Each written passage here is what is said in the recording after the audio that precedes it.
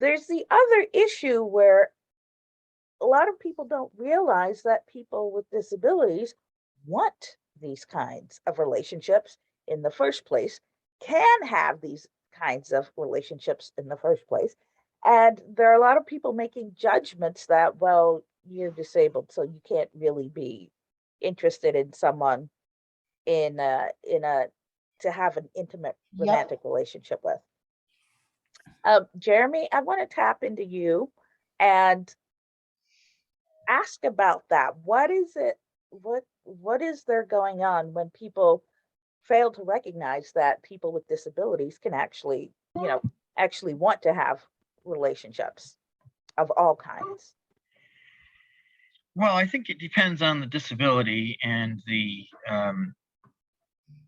degree to which that's a visible or invisible disability, and then the nature of the disability. So obviously, you're not going to find that many people who think someone who has only one hand is going to be incapable of having a relationship, right?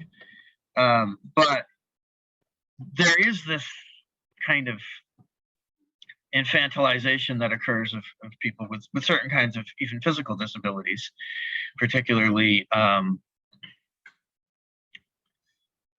simply sitting in a wheelchair makes the difference between being treated.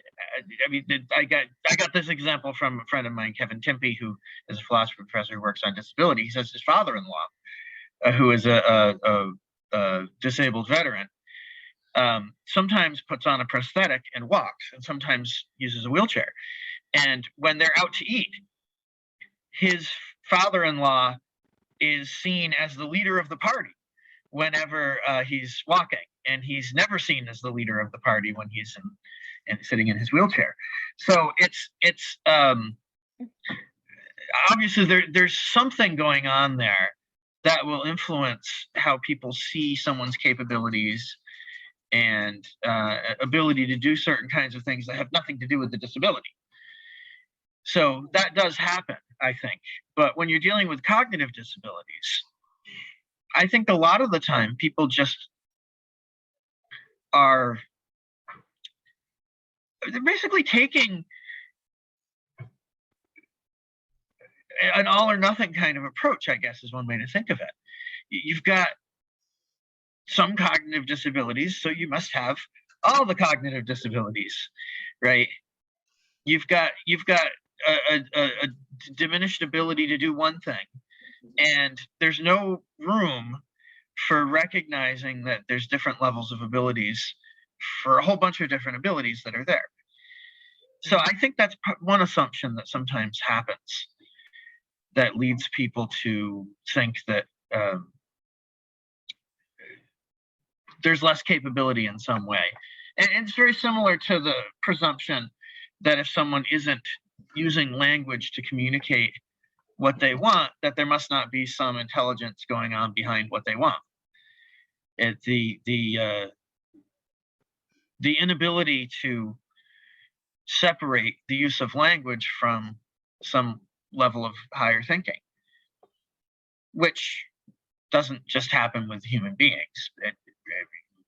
It's always possible that chimpanzees are using sign language or something like that. They're only communicating about very concrete things. Maybe they can think on a higher level than they can communicate, but we know for sure at this point, we've got case after case after case of people with some kind of nonverbal or not very verbal level of communication, where we've been able to get other ways that they can communicate and show that they might be thinking at a very high level in some ways.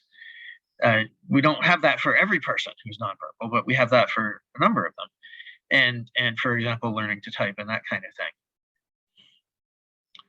So I think those kinds of assumptions, those kinds of just not recognizing that some one level of ability that's diminished or lower or impaired or some way, whatever term you want to use, right? Eventually all these terms become politically incorrect. So I lose touch with which ones are the current ones sometimes, even though I'm immersed in this stuff.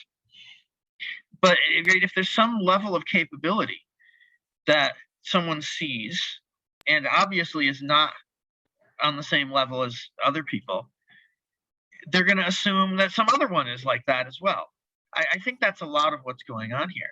And in some cases, there may be some lower level of capability related to relational difficulties and things like that.